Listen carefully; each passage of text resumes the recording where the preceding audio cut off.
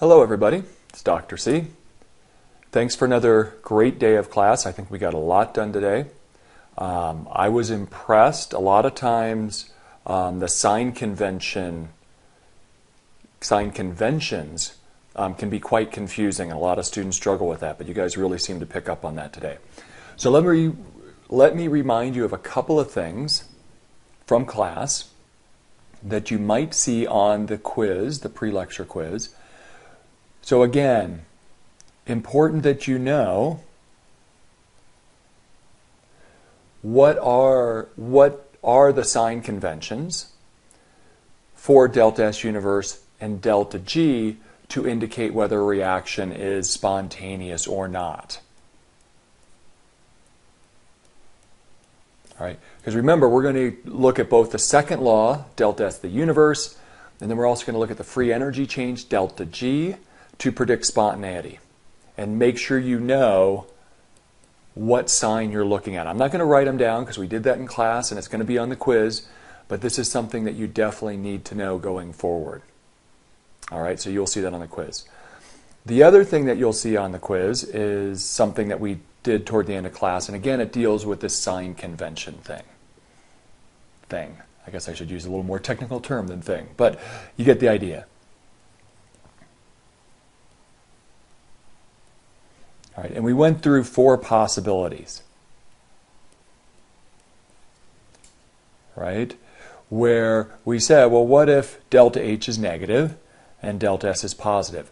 What does that mean for delta G, and what does that mean for spontaneity? All right, and then we did another situation, positive, negative. What does that mean for delta G? All right. What about negative, negative, or positive, positive?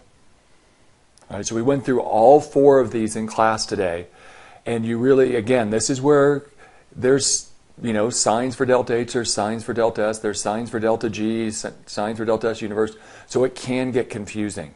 So make sure you get a handle on this very quickly. So go back through the notes from today, look at what these mean in terms of delta G and spontaneity, and you'll see a problem related to one of these, excuse me, on the pre-lecture quiz as well. All right. So that's stuff we did at the end of class. One of the very last things we did, if you were in the 11:10 section, is we did this problem on the handout. All right. If you're in the 12:45 section, we didn't quite get to this. So let's go back through this again because it relates to delta H, delta S, delta G in terms of sign. But you have to do a little bit more work for this because you have to look at what the process is, you have to look at what the heat flow is for that process, and then you have to decide, is it spontaneous? So this one, the melting of ice. So there's the process. And delta H and delta S are going to be fixed for this process. Did you hear that? Delta H and delta S are fixed based on going from solid to liquid. What is that going to mean for heat flow? What is that going to mean for entropy change? The one thing that can change for this is delta G, because it may or may not be spontaneous. All right, so let's look at delta H and delta S first. To melt a solid, do we have to remove heat from the solid or do we have to add heat? Yeah, to melt it. Excuse me, I'm having trouble here. To melt a solid, we have to add heat, endothermic. All right. Now, ice is a little confusing because there happens to be enough thermal energy at room temperature to melt ice, but that solid still has to absorb energy to break the attractive forces in the solid to get into the liquid phase. All right, so that's fixed. Solid to liquid, delta H is endothermic. All right, delta S is fixed for this process. Solid to liquid, we're going from an ordered solid to a less ordered liquid where the liquid molecules are moving over each other. They're rotating in some cases. There's more ways to disperse energy in that liquid. This is an increase in entropy. Oh, that was interesting.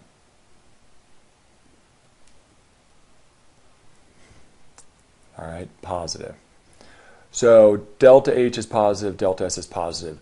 That's fixed for this process. That's not going to change.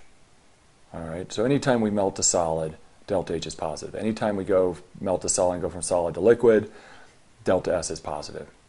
What's going to vary is delta G, because this is a temperature-dependent process. Because we have a favorable entropy change, but an unfavorable enthalpy change. So when we have one of each, one working for us, one working against us, that's going to be temperature dependent.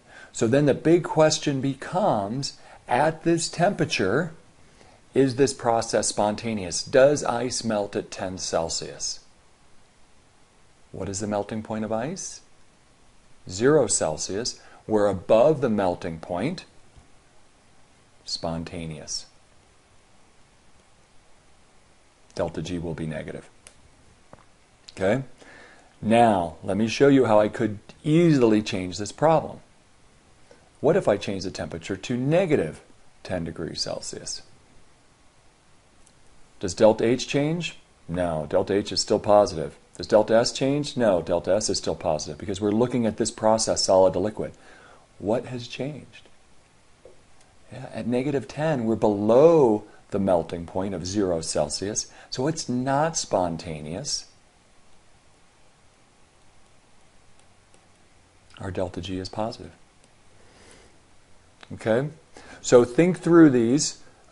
These can be confusing, but really think about delta H and delta S. You just look at the process, and we know how to do this already. We've practiced some of these.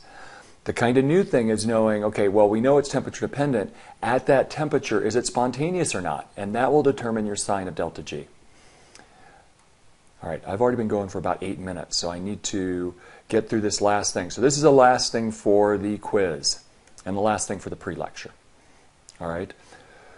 This is not problem 17 on the handout. Or I'm not sure you have this handout yet, but this is the continuation of chapter 18 problems. If you don't have it, you'll have it soon. The question is a little bit different, but I wanted to do this first, and then when we get to 17, you'll see about calculating the temperature at which a reaction becomes spontaneous, which we're not quite there yet. Oh, this is not, I'm sorry. This is not, yeah, this is a problem on that one. I'm sorry. It's been a long day. I'm at home. It's 5:40. My brain is not quite working right. So anyway, free energy change. Not only do you have to know all the qualitative stuff, you need to know how to calculate it. And there's two ways we can calculate it. Clearly, we can calculate it from delta G is delta H minus T delta S. We came up with this equation today from the second law of thermodynamics. We didn't come up with this equation, Gibbs did, but we derived it like he would have. The other way we can do it is we can use delta G of formation values, just like we do for delta H of formation values. Sum together the values for the products and subtract off the values for the reactants. I think you can do that. So let's solve one this way. And here we have a problem. And let me actually get a little bit more space here, because this page in this Word document is about out of space. All right, so now I have more room. All right, so delta G is equal to delta H minus T delta S. Plug in.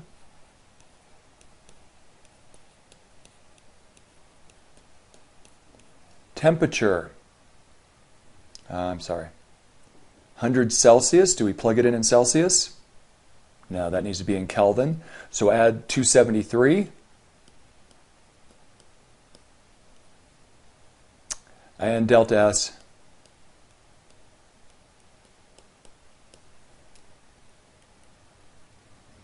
All right, so let's multiply that out. So our delta G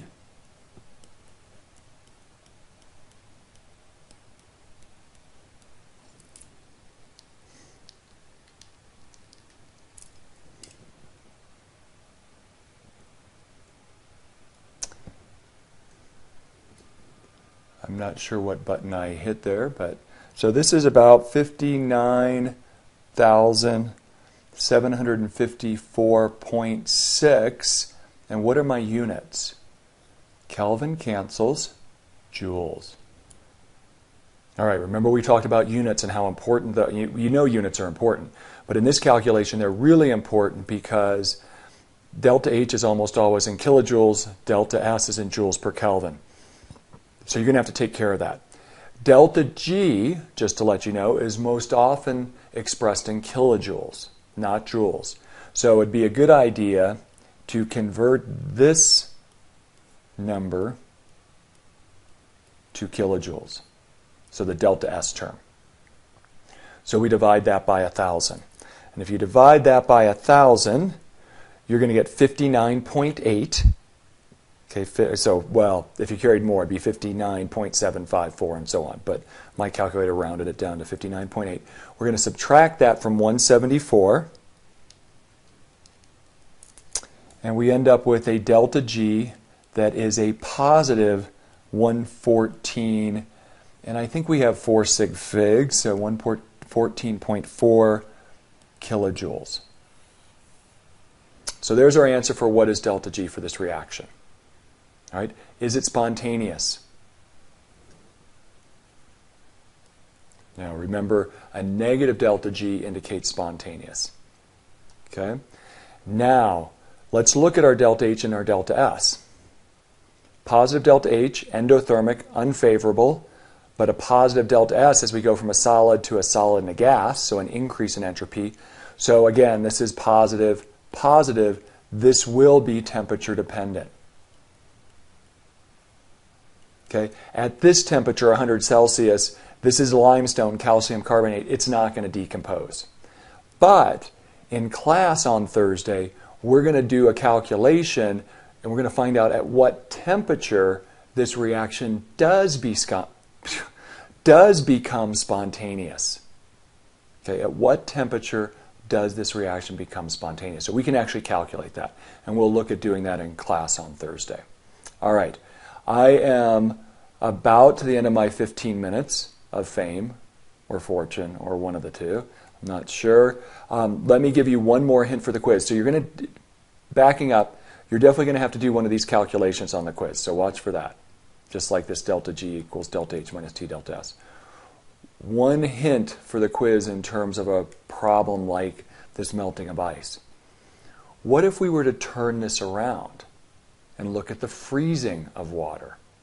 Okay, so if I reverse this direction, if I go this way, if it's positive, positive for delta H and delta S in the forward direction, what are delta H and delta S in the reverse direction?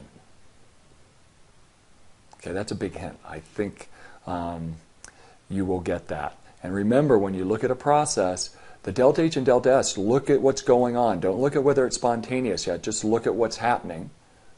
Get your delta H and delta S and then say, oh, at that temperature, is it spontaneous? Okay? All right, I think that's enough. I think I've gone about 14 minutes. I'll try to keep these shorter. The quiz is 4 questions, so a little bit shorter there as well. That'll be due before class on Thursday, so watch for that and make sure you keep up with the course.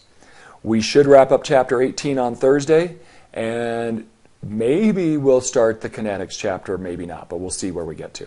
Anyway, thanks very much, and I will see you soon. Take care.